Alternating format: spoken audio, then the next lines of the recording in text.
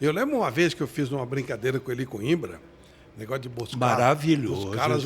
Não, conta essa história aí. O Eli foi fazer a Olimpíada e a gente botou um...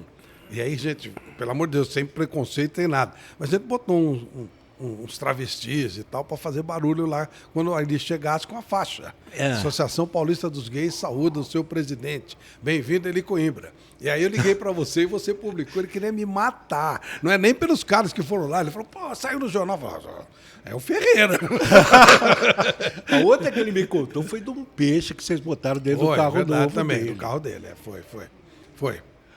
E ficou o peixe e o carro com aquele cheiro. A única coisa que não é verdadeira é que eles falam que foi um peixe podre, não era. Apodreceu depois. Mas Claro. aí não é culpa minha, é culpa do Ferreira Neto.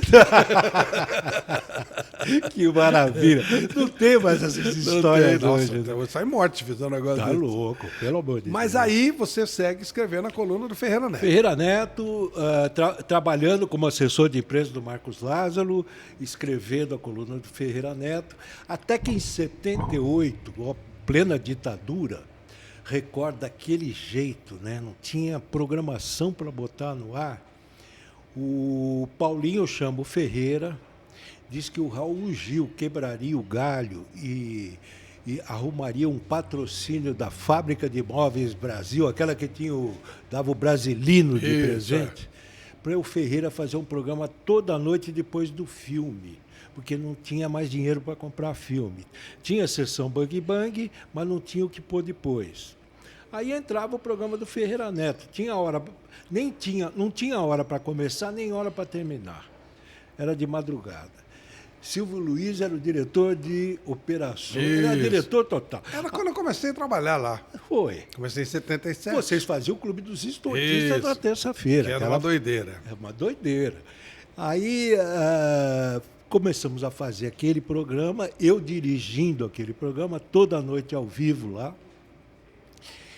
E começou como um programa de variedades mesmo. Você levava artista, levava uma personalidade qualquer e tal, mas aos poucos foi se tornando um programa político.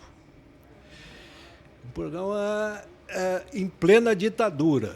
E naquela época... pedir confusão, né? Não, vê bem. E o CCC ligando lá toda noite, o comando de caça aos comunistas. Não, vamos jogar uma bomba, que é o que eles faziam nos teatros, né? Aí começamos a trazer as pessoas que estavam voltando para o Brasil. Fernando Henrique Cardoso, Zé Serra,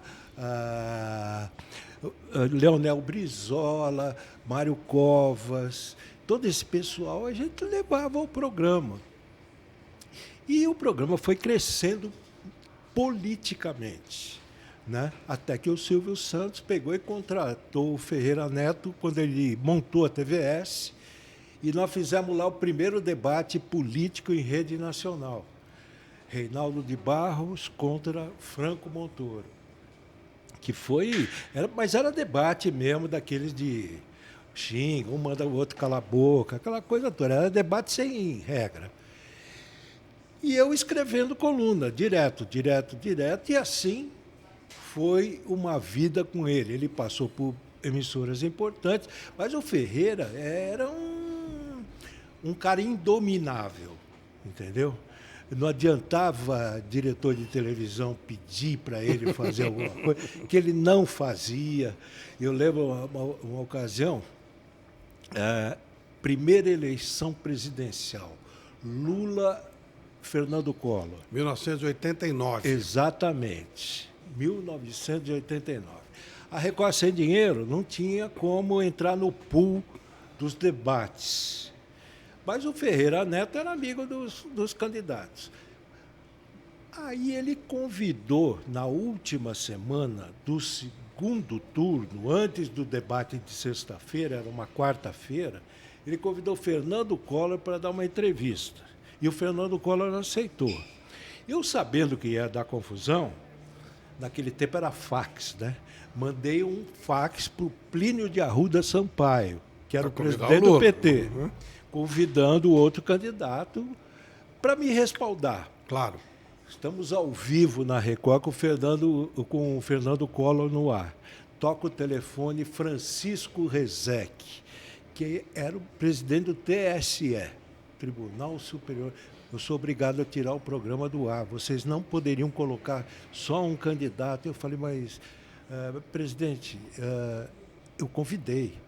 Como você convidou? Eu mandei um fax à tarde para o Plínio de Arruda Sampaio, do presidente do PT, e ele recusou. Você pode me mostrar? Aqui eu não posso, porque o nosso escritório é na Faria Lima. Então você tem um compromisso comigo de me mandar amanhã às 9 horas da manhã. Às 9 horas da manhã, e ele permitiu que o programa continuasse no ar. E o programa continuou. Estava lá o Fernando. E junto, num pequeno auditório, estava lá Cláudia Raia, Marília Pera, Aguinaldo Timóteo, que no fim arrumou uma briga com um monte de fotógrafos. Ele brigava demais. Brigava, ele era bom de briga. Ele era bom de briga.